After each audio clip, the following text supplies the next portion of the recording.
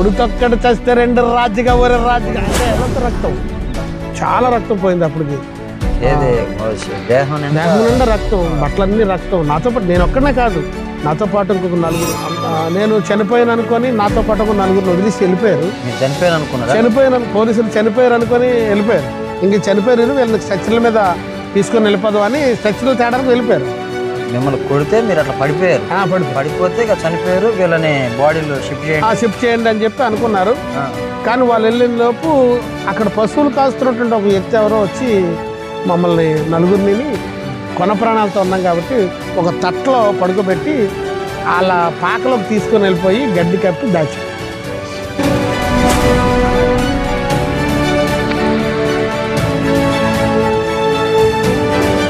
మాట వచ్చి ఇట్లా మారు, ఇట్లా పద్ధతి మార్చుకో, ఇట్లా యేసు ప్రభుని నమ్ముకొని చెప్పగానే మీరే కత్తుల దూసుకుపోయినా నెత్తురు టేర్లు పోతే హాస్పిటల్ తీసుకెళ్తే చనిపోయాడని నిర్ధారించారని చెప్పి మళ్ళీ తీసుకొస్తున్నప్పుడు ఒక ఏటు ఒడ్డున పడేసినప్పుడు ఆ ఏటు ఒడ్డున ఉన్నటువంటి చేమలన్నీ తింటున్న టైంలో ఎక్కడెందుకు పడేయటం, ఊళ్ళో తీసుకెళ్ళి మట్టిలోకి కలిపేద్దాంలే అని అనుకొని మళ్ళీ తీసుకొని ఎత్తుకొని చేయలేదు. మా తాతగారు మాంత్రిక తాంత్రిక ఇంద్రజాల విద్యలు నేర్చినటువంటి గొప్ప వ్యక్తి. మా తాతగారు ఎలాంటి వాడంటే ఈ పొలాల్లో పంటలు పండించినప్పుడు ఆ పంటల చుట్టూ నక్కల తలకాయలని కాపలా పెట్టేవాడు. జాలరోని నేను చేపలను బట్టినోని, జాలారి జాలరోని నేను చేపలను బట్టినోని, గలీలియా తీరాన లోతైన సముద్రాన పడవ నిండా పంట తెచ్చి ఇల్లు చేరినోని, జాలారి జాలరోని నేను చేపలను బట్టినోని. ఏ మత సిద్ధాంతాన్ని బట్టి కానీ, ఏ చదువు జ్ఞానాన్ని బట్టి కానీ, ఈ లోకంలో ఉన్నటువంటి టాలెంట్స్ని బట్టి కానీ, వీటన్నిటిని చూసినప్పుడు వీటన్నిటిని పక్కన పెట్టి యేసు ప్రభునే ఎందుకు నమ్ముకోవాలి? నా జీవితానికి నాకు మారు మనసు కలగడానికి ప్రేరణ ఉక్కునోగరాజు అనే మొదటి కారణం. తెలంగాణ గద్దర్ అంటే అందరికీ సుపరిచితం. ఆయన పాటలు, ఆయన యొక్క ఆ జోరు అందరికీ సుపరిచితం. అయితే ఇప్పుడు మన తెలుగు రాష్ట్రాలలో క్రైస్తవ గద్దర్గా పేరుగాంచినటువంటి గొప్ప దైవజనులు వీరు నక్సలైట్ నుంచి మారు మనసు పొంది యేసు ప్రభుని సొంత రక్షకుడిగా అంగీకరించి అనేక ప్రాంతాల్లో, రాష్ట్రాల్లో, దేశాల్లో దేవుని కొరకు ఒక బలమైన సాధనంగా వాడబడుతున్నారు. వారి సాక్ష్యం చాలా గొప్పది. మనం ఒకసారి వినే ప్రయత్నం చేద్దాం. ఎంతో చక్కగా తేటగా జానపద కళారూపంలో అద్భుతమైన కళాఖండాలతో వర్ణించి వల్లించిన పాటలు మరి దైవజనులు రాశారు. దేవుని యొక్క మరి మాటలు ప్రజలకు అందించడానికి మీరు చేస్తున్నటువంటి ఈ కృషి ఎనలేనిది. మీ ఛానల్ ద్వారా నన్ను పరిచయం చేస్తున్నందుకు నేను వందనస్తుడను. నేను పుట్టుకతోని క్రైస్తవుని కాదు బ్రదర్. ఎందుకు అని అంటే అమ్మ నాన్నలు కూడా ఒక పూజారి కుటుంబం నుంచి పుట్టినటువంటి వాళ్ళు. మా తాతగారు పూజారి, మా తాతగారు ఒక హైందవ పూజారి. అమ్మవారి విగ్రహాలకు పూజలు నైవేద్యాలు పెట్టేటువంటి కుటుంబం మాది. నాకు చిన్నాన్నలు పెదనాన్నలు అందరూ ఉన్నారు. మా నాన్నగారు కూడా పూజారిగానే మరి చేసేవాడు. ఆ పూజారి వృత్తి నాకు అంటకట్టాలని చూశారు, కానీ నేను ఎందుకో దానికి ఆ ఆలోచన నాకు రాలేదు. ఇప్పుడు ప్రస్తుతం మా తమ్ముడు మాత్రం పూజారిగానే ఉండిపోయాడు. నాకంటే ముందు పుట్టినటువంటి వాళ్ళు కూడా ఈ పూజారికం చేయలేదు. మా తాతగారు మాంత్రిక తాంత్రిక ఇంద్రజాల విద్యలు నేర్చినటువంటి గొప్ప వ్యక్తి. మా తాతగారు ఎలాంటి వాడంటే ఈ పొలాల్లో పంటలు పండించినప్పుడు ఆ పంటల చుట్టూ నక్కల తలకాయలని కాపలా పెట్టేవాడంట. ఎవరైనా పొలంలోకి వెళ్ళి ఆ పంటను తీసేద్దాం అని అనుకుంటే అలాగనే ఉండేవాడంట వాడు.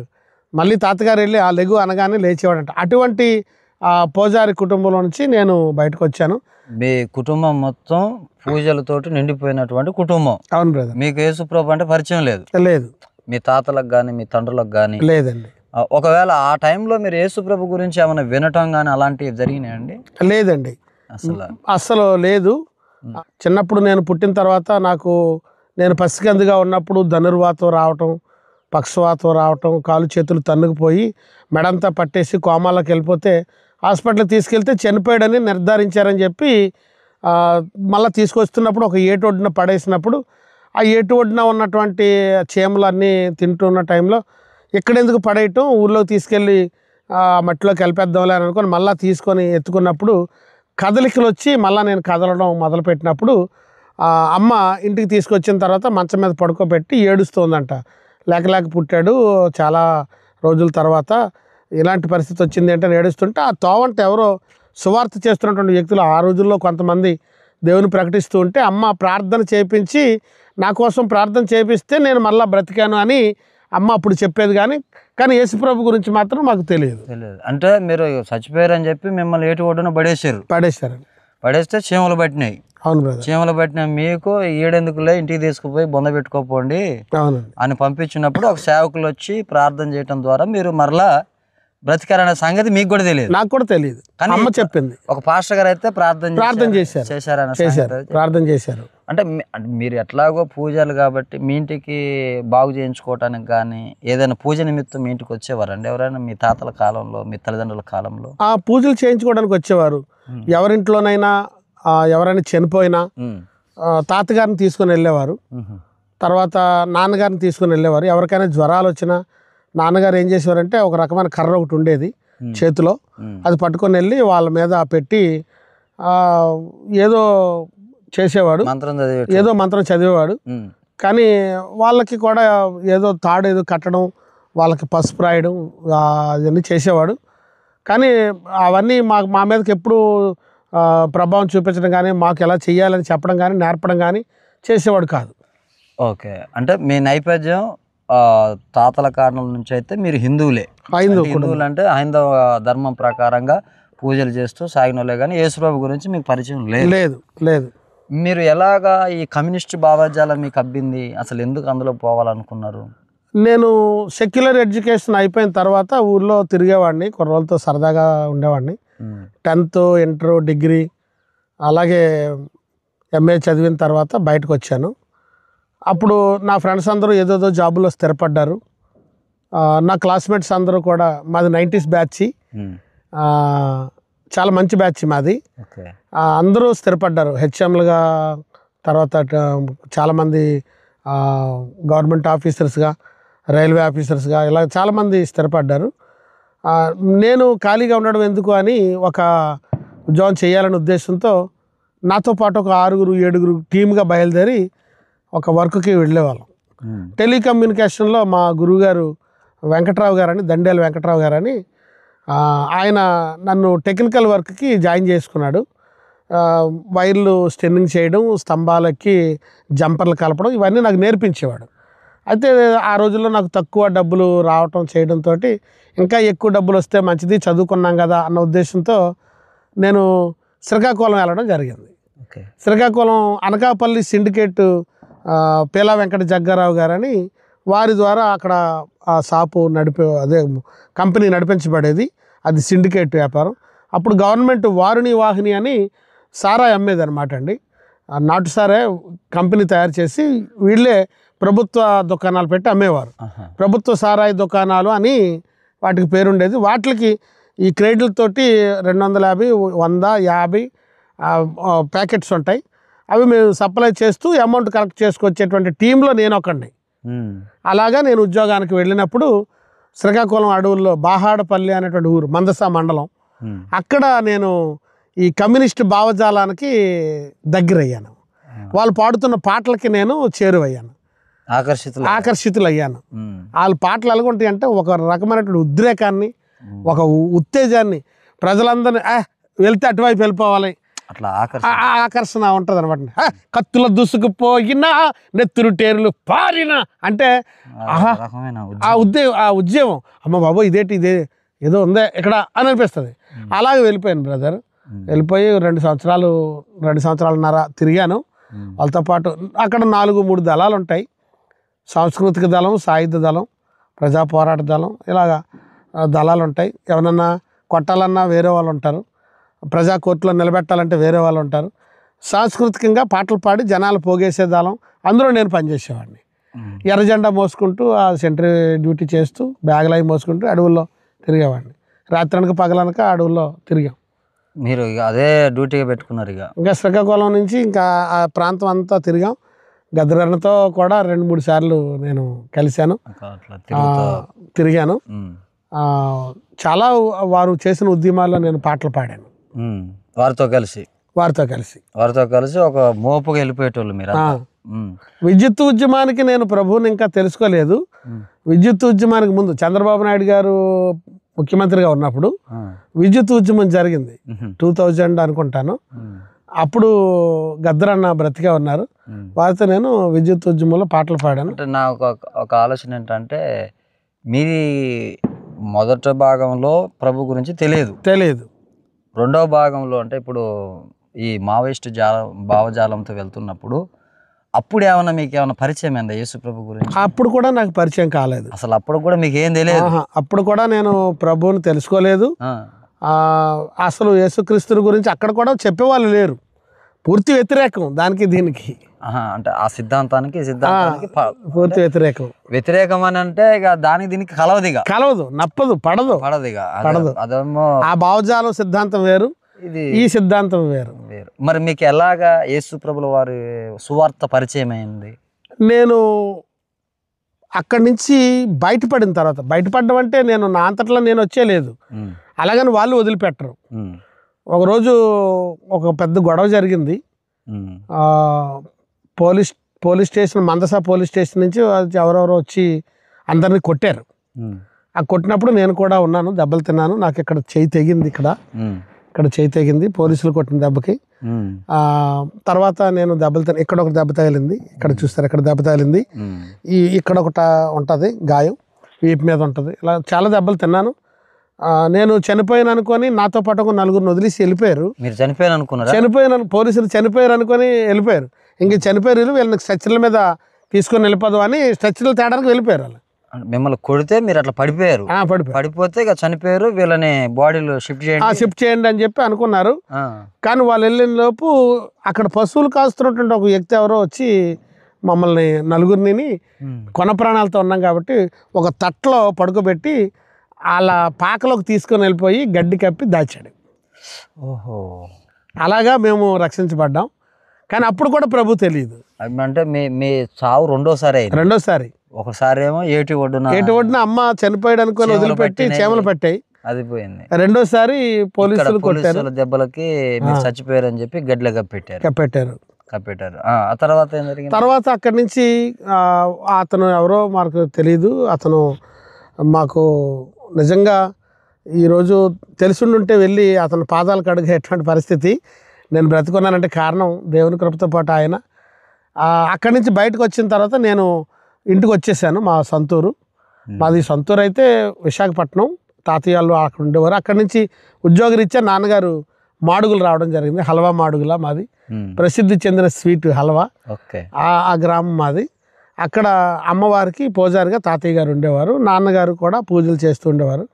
రెవెన్యూలో ఉద్యోగం చేస్తూ నాన్న మమ్మల్ని పెంచి పోషించి పెద్ద చేసి చదువులు చదివించి ఉన్నతమైన స్థాయిలో మాకు పొలాలు, ఆవులు, మేకలు, గొర్రెలు అన్నీ ఉండేవి. మంచి కుటుంబంలో పుట్టాం. తర్వాత ఒక ఉన్నతమైనటువంటి స్థాయిలో మమ్మల్ని పెంచి పోషించారు. ఆర్థికంగా ఏ ఇబ్బంది, ఏ లోటు మాకు లేదు. చిన్నప్పటి నుంచి అలా పెరిగాం కాబట్టి చెడు అలవాట్లు బాగా ఎక్కువ అలవాటు అయ్యాయి. అక్కడి నుంచి ఎర్ర జెండాను వదిలిపెట్టి బయటకు వచ్చిన తర్వాత, చచ్చిపోయాడు అనుకొని వాళ్ళు వదిలిపెట్టిన తర్వాత, మేము రక్షించబడిన తర్వాత ఇంటికి వచ్చిన తర్వాత నాన్నగారు కొంతకాలం దాచారు. బయట తిరిగితే చంపేస్తారు, అక్కడ తిరిగితే ఇక్కడ తిరిగితే చంపేస్తారని. అలా దాచిన తర్వాత నా మేనమామ కూడా, రే బాబు అలా ఎర్రజెండా పట్టుకొని తిరిగితే నేను చంపుతారు అని చెప్పి జి ప్రసాదరావు గారు విశాఖపట్నంలో ఉంటారు, వారు నన్ను హెచ్చరించి ఇంకా తోవకి వెళ్ళకు అని చెప్పి నన్ను గట్టిగా బుద్ధి చెప్పినటువంటి వ్యక్తుల్లో ఒక వ్యక్తి నా మేనమామ. అయితే మీరు అంటే యేసు ప్రభుల వారి సువార్త మీ దగ్గరికి ఎలా వచ్చిందంటే నేను సామాజిక గీతాలు అక్కడ నేర్చుకున్న పాటలు, కొన్ని పాటలు నాకు నోట్లోకి వచ్చినాయి. రోషం, ఉద్రేకంగా, మంచి ఉద్యమంగా పాడేటువంటి పాటలు. పొడుతొక్కడు చస్తే 2 రాజుగా ఒరే రాజుగా అంటే ఆ ఊపు వేరు బ్రదర్. ఆ తర్వాత రండన్న సంఘం పెడదాము, సంగతి ఏందో చూద్దాం అంటే అదో రకమైన ఊపు. బండి వెనక బండి గట్టి 16 బళ్ళు గట్టి గద్దరన్న పాటలు. ఆయన రాసిన పాటలు, చాలా పాటలు ప్రపంచాన్నే ఉద్రేకంలోకి తీసుకొని వెళ్ళాయి చాలామందిని. ఆ పాటల బాణీలని కొంత అటు ఇటు చేసి నేను కొన్ని మార్చి క్రైస్తవ్యంలోనికి తర్వాత రాశాను. అప్పటికింకా నాకు ప్రభు గురించి తెలియలేదు. ఆ పాటలో నేను పాడుతూ సామాజిక గీతాలు పాడుతూ రోడ్ల మీద తిరిగేవాడిని. అప్పుడు కమ్యూనిస్ట్ పార్టీ ఆఫ్ ఇండియా వాళ్ళు నన్ను అడాప్ట్ చేసుకొని ప్రజానాట్య మండలి అనేటువంటి ఒక కళా సంస్థకి నన్ను విశాఖ జిల్లా సెక్రటరీగా చేసినప్పుడు నేను స్టేజీల మీద పాడుతున్నప్పుడు విశాఖపట్నం ఉక్కు నగరంలో ఒక స్టేజీ మీద నేను పాట పాడుతూ ఉంటే అక్కడ ఒక వ్యక్తి నా దగ్గరికి వచ్చాడు, బ్రదర్ ఈ పాట మరొకసారి నాకు పాడి వినిపించవా అని అడిగి.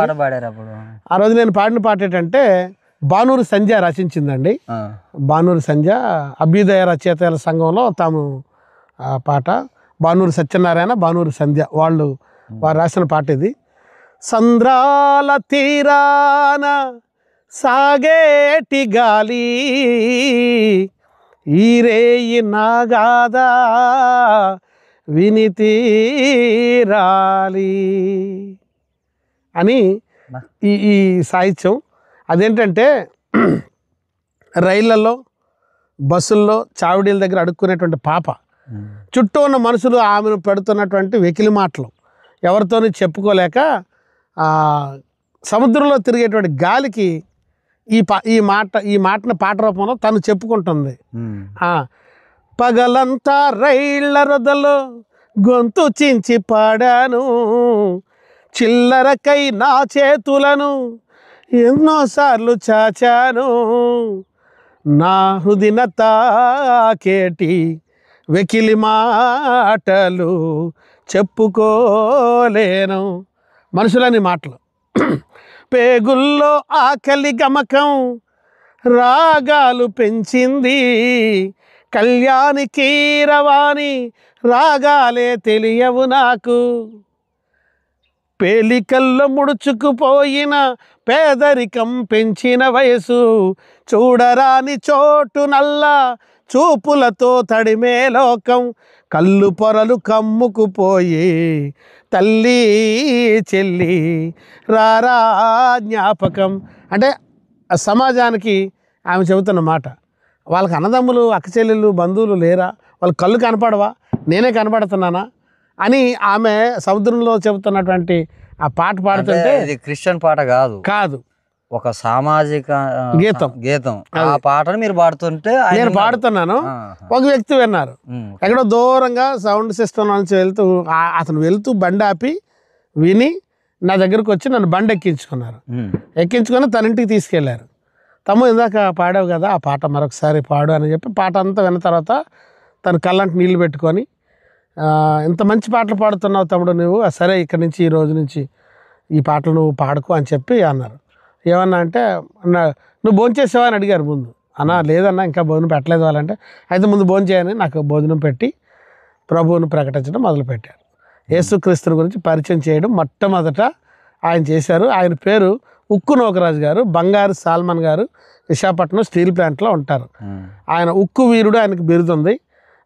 సిలిండర్లు పళ్ళతో లేపడం, ట్రైన్ను లాగటం, కార్ల కింద చేతులు పెట్టడం, కడుపు మీద నుంచి కొన్ని వేల బళ్ళు తన మీద నుంచి ఎక్కించుకున్న గిన్నిస్ బుక్ రికార్డు తనకు ఉంది. బస్సును కూడా పళ్ళతో లాగటం, మంచి ఆయన ఉక్కు మనిషి, ఉక్కు వీరుడు అని ఆయనకు బిరుదుంది. ఆయన అన్నయ్య నాకు యేసుక్రీస్తును ప్రకటించి నా జీవితానికి నాకు మారు మనసు కలగడానికి ప్రేరణ ఉక్కు నోకరాజు అనే మొదటి కారణం. అంటే ఇప్పుడు ఒక మాట వచ్చి ఇట్లా మారు, ఇట్లా పద్ధతి మార్చుకో, ఇట్లా యేసు ప్రభుని నమ్ముకో అని చెప్పగానే మీరు ఎట్లా మారిపోయారు? నేను చదువుకున్నాను కదా, నేను చదువుకున్నాను, విజ్ఞత కలిగిన వాడిని, సమాజాన్ని తెలిసిన వాడిని, అటు సామాజిక గీతాలు పాడినవాడిని. ఇవన్నీ ఆలోచన చేస్తే ఇది నిజమా అనిపించింది. నిజమేనేమో, ఈ పాటలు పాడుతుంటే నా పరిస్థితి ఏంటి, ఎక్కడికి వెళ్తాను నేను? ఆయన ఏం చెప్పారంటే, ఈ లోకంలో అంతా కూడా తమ్ముడు అంతా గతించిపోద్ది, ప్రభు మాత్రమే నిలుస్తాడు. నువ్వు పరలోకానికి వెళ్ళాలి అంటే ఒకటే మార్గం ఉంది, అది క్రీస్తు మార్గం. యేసుప్రభు తప్ప ఈ లోకానికి ఎవరు లేరు. నువ్వు ఎంతకాలం ఇలా పాడుతున్నా ఓహో ఆహా అని నిన్ను పొగుడుతారు తప్ప నీకు కనీసం నిన్ను పట్టించుకునే వారు ఉండరు. నీకు కష్టం కలిగినా సరే నీకు కష్టకాలంలో కన్నీళ్ళు తుడిచే దేవుడు యేసు అని చెప్పినటువంటి వ్యక్తి ఉక్కు నోకరాజు గారు. అందుకు నేను మారు మనసు పొందాను. నా మనసు ఒక్కసారిగా డైవర్ట్ అయింది. లేకపోతే ఆ భావజాలానికి ఈ భావజాలానికి అసలు పొత్తే లేదు, సెట్ అవ్వదు. అంటే నా డౌట్ ఏంటంటే, ఇంత స్పీడ్గా ఉన్న మీరు, ఇంత ఉడుకు రక్తంతో ఉన్న మీరు, ఒక చిన్న సాక్ష్యానికి, ఒక చిన్న ప్రసంగానికి మీ మనసును మార్చుకున్నది సార్. అది ఖచ్చితంగా అది దేవుడి కార్యం అని అనుకుంటాను నేను. దేవుని కార్యమే ఇది. ఎందుకంటే ఇది ఒకటే కాదు, చిన్నప్పుడు అమ్మ చెప్పిన మాట కూడా ఒకసారి గుర్తుకొచ్చింది. ఎవరో సేవకురు దానికి సింక్ అయింది. ఎవరో సేవకురు నా కోసం ప్రార్థన చేశారు, నేను బ్రతికాను అంటే యేసు ప్రభు అప్పుడు కూడా నన్ను కాపాడాడు. రెండోసారి నేను మరణంతో ఉన్నప్పుడు రక్తం మడుగులో ఒళ్ళంతా రక్తం, చాలా రక్తం పోయింది. అప్పటికి దేహం నిండా రక్తం, బట్టలన్నీ రక్తం. నాతో పాటు నేను ఒక్కడనే కాదు, నాతో పాటు ఇంకొక 4 అంతా రక్తమే. ఆ గ్రూప్ అంతా చాలా మంది చల్లా చెదిరైపోయారు, కొట్టేశారు, చాలా మందిని కొట్టేశారు. అందరూ దెబ్బలు తిన్నారు. నిజంగా అసలు అలాంటి ఉద్యమాలు చేయడానికి ఎవరు పోకూడదు. ఎందుకంటే ఎందుకు దెబ్బలు తిని చచ్చిపోయి సాధించేది ఏముందండి? విప్లవం అని తుపాకీ గొట్టంతో ప్రపంచాన్ని మార్చలేము. ఇదిగో ఇందులో ఉన్నటువంటి వాక్యానుసారమైనటువంటి జీవితాన్ని నడిస్తే ప్రభు ప్రపంచాన్ని మారుస్తాడన్న ఉద్దేశం ఆ రోజు నాకు కలిగించింది ఉక్కునోకరాజు గారు. అంటే ఇప్పుడు మీరు ఇంతకాలం అయింది కదా యేసు ప్రభుని నమ్ముకొని, ఈ పీరియడ్లో అంటే మీకు లోకం గురించి చాలా తెలిసి ఉన్నది. ఎందుకంటే అన్ని విధాలుగా మీరు ఎడ్యుకేషన్ పర్సన్, మీరు మంచి పొజిషన్లో ఉన్న వాళ్ళు. మీరు ఒక మాట సువార్త విని ప్రభు వైపు తిరిగారు కదా. అంటే మీకు ఓవరాల్గా ఏ మత సిద్ధాంతాన్ని బట్టి కానీ, ఏ చదువు జ్ఞానాన్ని బట్టి కానీ, ఈ లోకంలో ఉన్నటువంటి టాలెంట్స్ని బట్టి కానీ, వీటన్నిటిని చూసినప్పుడు వీటన్నిటిని పక్కన పెట్టి యేసు ప్రభునే ఎందుకు నమ్ముకోవాలి? అంటే మీకు పుట్టుకతోటే కొన్ని సిద్ధాంతాలు వచ్చినాయి. మీకు ఇప్పటి కాకపోయినా తర్వాతకైనా గుర్తు చేస్తారు, అరే మన తాతలది ఇదిరా, అవును మన తండ్రులది ఇది. చాలా మంది అన్నారు కూడా అప్పుడే, ఏ దారి పోయినా ఈ దారికి ఇవి ఉంటాయి. ఇవన్నీ మిమ్మల్ని గట్టిగా పీడించి ఉంటాయి. మరి వీటన్నిటిని కాదని మీరు ఎట్లా అసలు దీని గురించి? 2-3 సార్లు నేను అది అనుభవించాను. నేను అయ్యప్ప స్వామి మాలేసాను. ఎన్నిసార్లు వేసారు? 4 సార్లు మాలేసాను. అప్పుడు నేను ఎర్రజెండా పట్టుకోకముందు, ఉద్యోగరీత్యా బయటకు వెళ్ళకముందు నేను అయ్యప్ప స్వామి మాలేసాను. మాలేసినప్పుడు కూడా అసలు ఆ మాలతో ఉన్న వాళ్ళే నన్ను ఎగతాళి చేయడం. ఏమని అంటే, నువ్వు బాబు తక్కువ కులం వాడివి, నువ్వు మా కులంతో సమానంగా నువ్వు మా పీఠం దగ్గర కూర్చోడానికి అర్హుడు కాదు అని నన్ను అన్న రోజులు ఉన్నాయి. నేను అవమానపరచబడ్డాను. ఆ పీఠకం దగ్గరికి నన్ను రానివ్వలేదు. కానీ ఒక వ్యక్తి మాత్రం నన్ను చేర్చుకున్నాడు. స్వామి, అందరూ ఒకటే స్వామి ఈ రోజుల్లో, కానీ వాళ్ళు రానిపోయింది నేను రానిస్తాను అని చెప్పి ఆయన నన్ను రానిచ్చాడు. ఆయన పీఠం దగ్గర నన్ను ఆ పూజలు చేసుకొని ఇచ్చేవాడు. కానీ అతన్ని కూడా వెళ్ళేసారు వాళ్ళు. అతనికి ఒక టీ కొట్టు ఉండేది, ఆ టీ తాగడానికి కూడా వాళ్ళు వచ్చేవారు కాదు. నన్ను ఇతను చేర్చుకున్నాడు అని ఒక కారణం అనమాట. ఇవన్నీ ఆలోచన చేశాను. సో నిజమైన దేవుడు ఎవరు, అలాగా నేను ఆలోచన చేశాను. నన్ను ఒకసారి అమ్మ చెప్పిన మాట ప్రకారంగా చనిపోయిన వాడిని బ్రతకడానికి వాళ్ళు ఎవరో చేసిన ప్రార్థన అంటే దేవుడు ఉన్నాడు, నిజమైన దేవుడు ఎవరో ఉన్నారు. అక్కడ మీకు ఫస్ట్ స్ట్రైక్ అయింది. తర్వాత నూకరాజు అన్న చెప్పిన సాక్ష్యం, తమ్ముడు అంటే నన్ను ఒక్కనే కాదు చాలా మందికి నూకరాజు అన్న సువార్త చేశారు. చాలా మందిని సేవకులుగా ఏదన్నా పార్టిసిపేట్ చేసేటప్పుడు, ఏదన్నా ప్రోగ్రాంలో ఏదైనా బస్సును కానీ ఏదైనా గుంజేటప్పుడు జనాలందరూ చూస్తుంటే వాళ్ళందరూ మొంగల మోకాళ్ళ నుంచి ప్రార్థన చేసేవాడు. ఆయన చేసి ప్రార్థన చేసినాకనే ఈవెన్ చంద్రబాబు నాయుడు గారితోనే హల్లెలూయా చెప్పించాడు. మీరు పడ్డాక అందుకని నేను తప్పిపోలేదు. నాకు కరెక్ట్గా గురి నాకు ఎక్కడ తగిలిందంటే నాడి పట్టుకొని నరం పట్టి ఎక్కించినట్టుగా క్రీస్తుని నాకు పరిచయం చేశాను. అలాగా నేను ప్రభువుని పట్టుకున్నాను, వదిలిపెట్టలేదు. జీవం కలిగిన దేవుడు. మీరు ఇప్పుడైతే హ్యాపీగా ఇప్పుడు మీరు చచ్చిపోయినా ప్రభు కోసమే. ఎవరైనా వచ్చి నన్ను కత్తెట్టి పొడి చేసినా ఏసయ్యా అంటాను తప్ప ఇంకోటి ఏమన్నా. ఆయన కూడా ఏమన్నా అంటే చాలా మంది ఏమంటారు అంటే, ఇప్పుడు మీకు డబ్బులు ఇచ్చి మార్చారు, లేకపోతే ఇంకేదో ప్రలోభ పెట్టి మార్చారా, ఇలాంటి మాటలు ఉంటాయి. లేదు బ్రదర్, లేదు, నాకు ఎవ్వరూ డబ్బులు ఇవ్వలేదు, నాకు ఏ ప్రలోభం లేదు. నా చిన్నప్పుడు చెప్తున్నాను కదా, నేను చనిపోయిన వాడిని బతకడానికి కారణమైంది ఒక ప్రార్థన. నేను చనిపోయి బయటకు వచ్చిన తర్వాత నేను సామాజిక గీతాలు పాడుతుంటే ఒరే బాబు దారి అది కాదు అని, ఈ వేరే దారి ఉంది అని చెప్పింది కూడా మరొక ప్రార్థన. అందుకని నేను ప్రభు దగ్గరికి వచ్చాను. అడపాదడప చర్చికి వెళ్ళేవాను, ఇంకా పూర్తిగా నేను వెళ్ళలేదు. పూర్తిగా వెళ్ళిన సందర్భం ఏంటంటే నా ఆత్మీయ దైవజనుడు అక్కులా గారు, నేను బాప్తిస్మం పొందడానికి కారణమైనటువంటి వ్యక్తి అపోస్తులు అక్కులా గారు. మీరు ఇందాక చెప్పారు కదా, ప్యాకెట్ ఆడుకుండాలి నేను నా భార్య. నేను బయటికి వెళ్ళి ప్యాకెట్ ఆడితే నా డబ్బులు ఎక్కడ బయట పోగొడతానని నా కోసం నా భార్య ప్యాకెట్ నేర్చుకుంది నాతో పాటు. మీరు ఓడిపోతే ఆమె గెలిచి సంపాదించాలి, నేను ఓడిపోతే ఆ డబ్బులు తనకి ఇవ్వాలి, తను ఓడిపోతే ఆ డబ్బులు నేను తీసుకోవాలి, మళ్ళీ ఈ డబ్బులు రెండు మా కుటుంబంలో వాడుకోవాలి. అదే బయటకు వెళ్తే బయట వాళ్ళు ఎవరికో ఓడిపోయామనుకోండి వాళ్ళు పట్టుకుపోతారని, అలాంటి ఆలోచన నా భార్య. చాలా సంతోషం అయ్య గారు. ఇంకా మీరు చెప్పడానికి చాలా విషయాలు ఉన్నాయి. ఈ యొక్క సాక్ష్యాన్ని మా అందరికీ తెలియపరిచినందుకు నేను వందనాలు. ఇంకా మీ పాటల ద్వారా, మీ ప్రసంగాల ద్వారా ఇంకా అనేక ప్రాంతాలు ఎదురు చూస్తున్నాయి. ప్రభు కోసం మిగతా పరిచర్యను చేయాలని ప్రభు పేరట ఆశిస్తూ ఇంక ఈ సాక్ష్యాన్ని అందరికీ తెలియపరచండి. సేవకుల కోసం, వారి పరిచర్య కోసం ప్రార్థన చేయండి. మనం చాలా దూరం కొండ ప్రాంతానికి వచ్చినాం. మరి సేవకుల యొక్క జీవితం సాక్ష్యం మొత్తం కూడా ఒక జాతర లెక్కనే సాగుతుంది. ఈ పాట రాశాను.